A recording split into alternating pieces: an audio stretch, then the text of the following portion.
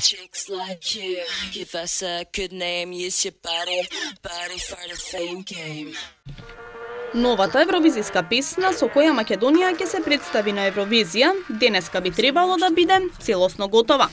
Песната, музиката е таа што не сплотува сите. Е пораката на новата евровизиска песна, која Македонија ќе ја испрати на 58-то издание на изборот за песна на Евровизија во мај во Малме, Шведска. Засега е готов делот кој ќе се пее на ромски јазик. Текстот и музиката за овој дел ги направи коавторот на Империја Симеон Атанасов. До вечер се очекува да се доработи и делот на Владко Лозановски Лозано. Па песната ќе биде подготвена за во Малме, каде на 18 март ќе се одржи состанокот на шефовите на делегациите и ќе се однесе конечната верзија на македонската евровизиска песна. Аранжманот за новата евровизиска песна ќе го склопи Дарко Димитров. Оваа песна нема никаква врска со претходната. Комплетно е нова и сега одиме повеќе на джипси стил. Нема толку етно мотиви како што имаше во Империја, изјавила Танасов. Песната се сними во студиото на Дарко Димитров, кој е автор заедно со Лазар Цветковски. Како што се најавуваше, песната пред пошироката јавност би требало да биде промовирана денес. Кога сме веќе кај Евровизија, годинава ќе се смени и начинот на гласање. Секоја песна ќе се бодува, а изведувачите ќе мораат подеднакво да се борат за симпатиите и на жирито и на публиката. Со ова би се намалило влијанието на соседското гласање. До минатата година практика беше врз основа на мислењето на жирито и посебно оценките на публиката. Бодовите да се делат на само 10 песни.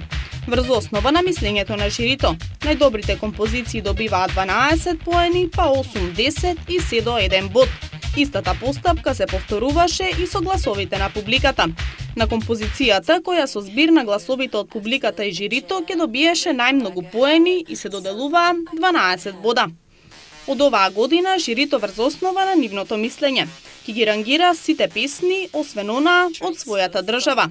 Од најдобрата број 1, па според нив најлошата број 25. Истата постапка се повторува и со гласовите на публиката. Кога редните броеви ќе се соберат, 12 поени добива песната со најмалиот износ.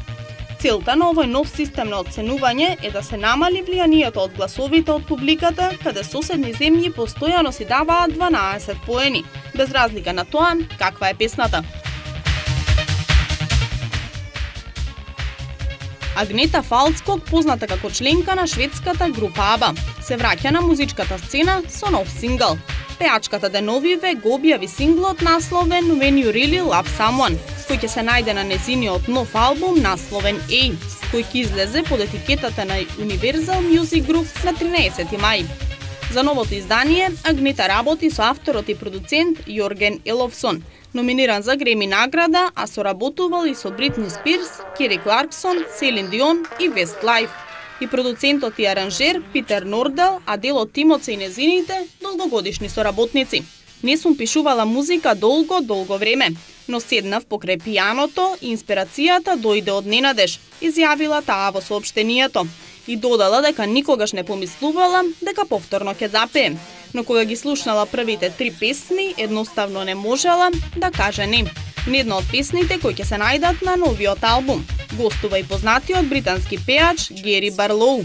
Пеачката започна успешна самостојна кариера по разделбата со ABBA во 1982 година, но не успеа да постигне позабележителен успех како оној на групата кој ги направи познати во целиот свет. Според креаторите на музејот ABBA, кој ќе ги отвори вратите во Стокхолм на 7 мај. Групата има продадено 378 милиони албуми низ целиот свет.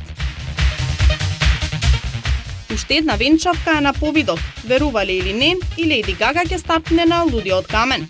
Како што пренесуваат британските медиуми, незината најдобра пријателка ја издала.